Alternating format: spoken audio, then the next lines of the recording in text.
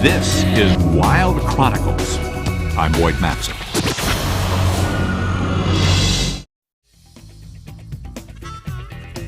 This is Picture Postcard, Florida.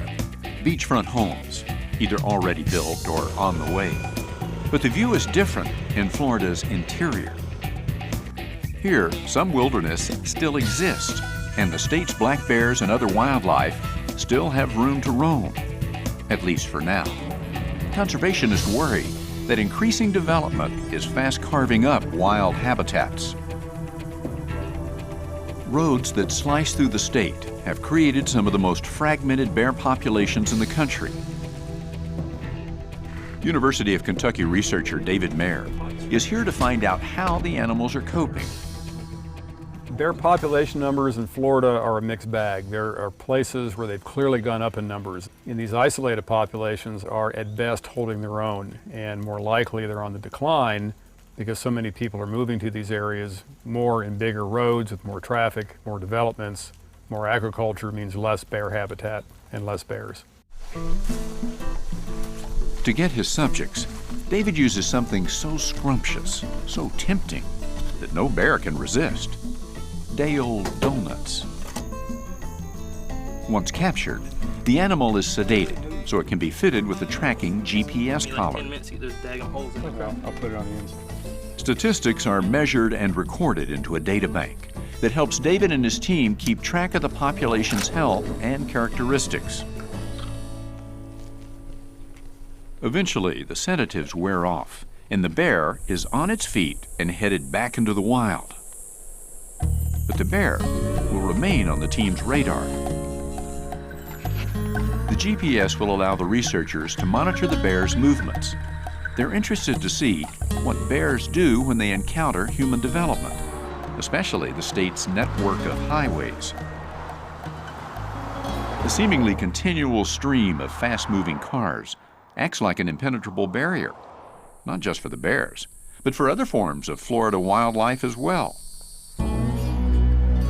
Like the bears, a myriad of species, from cranes to alligators, also need an intact habitat in order to thrive. The Nature Conservancy is working to preserve tracts of undeveloped land for black bears and other wild creatures. The conservationists say the open space will not only help the animals, but also protect the state's water supply. Many people that are moving to Florida, they don't understand what these natural systems were like and what services they provide for us, such as clean drinking water. These natural landscapes provide innumerable ecosystem service benefits to us that allow us to maintain ourselves on the landscape as well as wildlife. How can a state with so much development find a way to preserve vast tracts of land for bears? The answer, in part, may lie here. The Lightsey Cattle Company has operated in Florida since the 1800s. They oversee tens of thousands of acres where cattle roam freely. But it's also a home for other wildlife as well. The Lightseys have a conservation easement that allows their vast acreage to remain intact. Since the early 90s, we've done between 75 and 80% of our land into easements with 7 different agencies, mostly going through Nature Conservancy.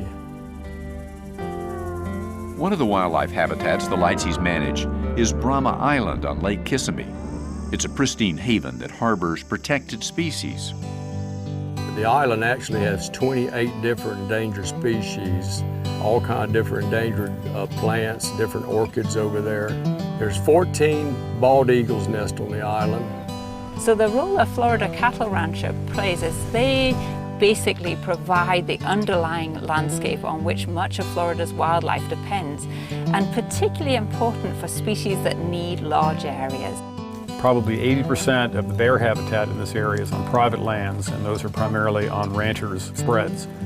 I think the bottom line for this landscape is without the very proactive stewardship of ranchers, there would be no bears. Ensuring the success of black bear populations is a complicated business requiring the combined efforts of researchers and ranchers.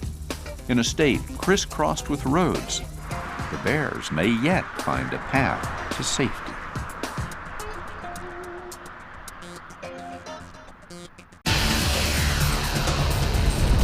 Check for Wild Chronicles on your local PBS station. Sponsored by National Geographic Mission Programs, taking science and exploration into the new millennium.